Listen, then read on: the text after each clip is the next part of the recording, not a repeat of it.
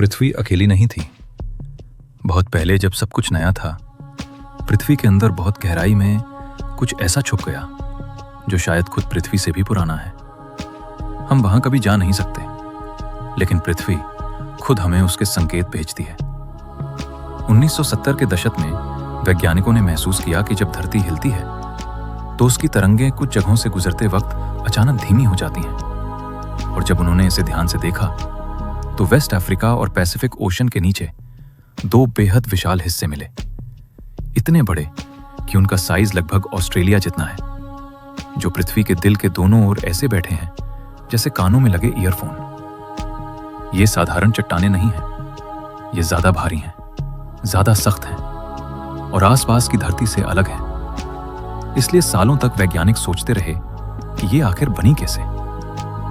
फिर 2021 में समोआ द्वीपों में ज्वालामुखी फटा और जो लावा बाहर आया वो सीधे पृथ्वी की बहुत गहराई से आया था। उसकी जांच से पता चला कि ये चट्टानें लगभग 4.5 अरब साल पुरानी हैं, यानी उतनी पुरानी जितनी पृथ्वी खुद है। यहीं से कहानी ने नया मोड़ लिया, क्योंकि वैज्ञानिकों को लगा कि शायद ये चट्टानें पृथ्वी की नहीं हैं। बहुत पहले जब सोलर सिस्टम नया था, पृथ्वी अकेली नहीं घूम रही थी, उसके साथ एक और ग्रह था जिसे थिया कहा जाता है। एक दिन पृथ्वी और थिया आपस में टकरा गए।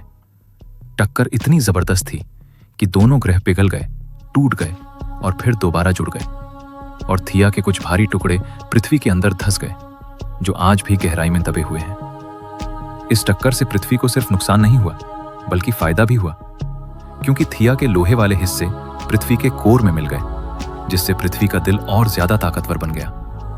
और उसी से बना वो मैग्नेटिक कवच जिसने हमारी हवा और जीवन को सूरज की खतरनाक किरणों से बचाया। और उसी टक्कर से उड़ा मलबा आगे चलकर इकट्ठा हुआ और हमारा चांद बना। तो अगली बार जब आप पृथ्वी के बारे में सोचें, सिर्फ उसकी सतह मत देखिए, उसके अंदर आज भी एक खोए हुए ग्रह की कहानी जिंदा है।